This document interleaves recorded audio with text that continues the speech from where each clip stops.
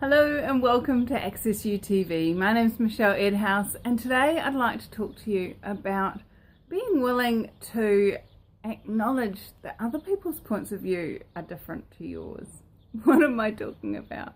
I'm talking about employees, I'm talking about children, I'm talking about partners, I'm talking about parents, I'm talking about every other person in the world other than you has a different point of view somewhere along the line. And those different points of view can be with regards to anything. And the place that has become really evident to me recently is with regards to my children. Now, what am I talking about? My children were brought up by me. They should have a similar point of view to me. They're 14 and 12, nearly 15 and 13, like getting close, and guess what I found out? Their point of view about what mowing lawns means is different to mine.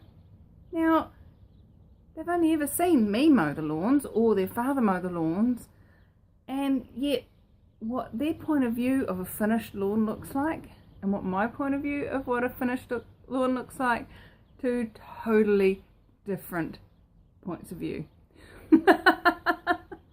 They were mowing the lawns yesterday and they both came in and sat down and started playing computer games. And I'm like, what are you doing? Oh, finished. No, you haven't. Yeah, I have. No, you haven't. Come with me. Took them outside, showed them the bits that weren't done yet, and they're like, oh. And I was like, this is ridiculous. They know how to mow the lawns. Yes, I'm not perfect. Just because I use the tools of access consciousness doesn't mean I'm perfect. And so all this was like going around in my head. And then this morning on the way to school, I was having this conversation with the eldest, and I said to him, so do you feel like you actually finished doing the edges like yesterday? And he's like, yeah. I'm like, well, what about that bit? And what about that bit? And what about that bit? And he's like, oh. I said, so what does doing the edges mean to you? Now, to me, it means getting out the weed eater, you know, the edger machine, whatever you want to call it, and going around every single point at which the grass meets an edge. Whether that's a fence, whether that's a tree, whether that's the edge of the driveway, whether that's the edge of a building, all of it, every edge of the lawn. To him, it meant the two long edges that went either side of the driveway. And he thought that just by doing those two long edges, he'd done the edges. He thought he got off really easy because his little brother was doing the rest of the lawn. So I explained to him what my expectation of what doing the lawns was, and what, you know, that every blade of grass was the same length. And he's like, oh. I said, so what's your definition of cleaning the house? He's like, vacuum the carpets and sweep the floors and maybe mop them if they're dirty. I said, right. My definition of cleaning the house is to clean every surface. Whether that is getting the cobwebs out of the corners, whether that is wiping down the mantelpiece, the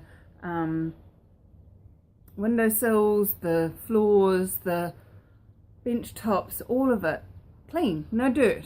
He's like, oh. So what's your expectation that doesn't match someone else's expectation? What have you decided your point of view of what needs to be done, should be thought, and all of that stuff is? That's just your point of view. And if you don't actually give that information over to the other people, you can't expect them to meet your standards if they don't know what your standards are. So in an employment situation, you know, Glenn talks to the new staff and says, okay, you know, need to clean all the concrete off the gear, clean the gear up, put it on the truck. Okay, And so it's never clean enough the first time round. And he has to go back and say, okay, you've washed the big chunks off, but there's still all this other stuff that with a bit of a scrub will come off too. And they're like, oh, and then he explains to them that, well, okay, so it's only a little bit that you've left on here, but we pour concrete most days, right? Yeah. So if you leave a little bit on each of these tools every day for a year, how much heavier is the tool going to be for you to work with? How much harder is your job going to be when that tool is that much heavier? Oh, hadn't thought of that. So would you be willing to give people enough information to be able to create to your standard? Would you be willing to ask enough questions of the person giving the information to ensure that you know what their standard is? As I said to Aidan this morning, I said to him, so, you're in an employment role, you get told to mow the lawns, and you did what you did, thinking you've done it right, and then you get fired for not doing your job properly. So, I said, well, you didn't do it up to the employer's standard, mine. So, I'm going to find somebody that does. Oh, well, what do I do then? I said, well, what about if somebody says to you, do you think you've done that properly? Instead of just going, yeah, and carrying on playing computer games, what if you were saying, well, yeah, I do. Is there something that I'm not seeing? Is there something that you're expecting that I haven't done? And that gives them the opportunity to show you, to care for you, to educate you on their expectations. Because some people don't realise, just like I didn't, that your point of view is different to mine. So what questions can you ask? What information can you give that will create other people contributing to you and you contributing to others be more ease for everyone? And what else is possible when you honour you and them by knowing whose expectations are what? How does it get any better than that?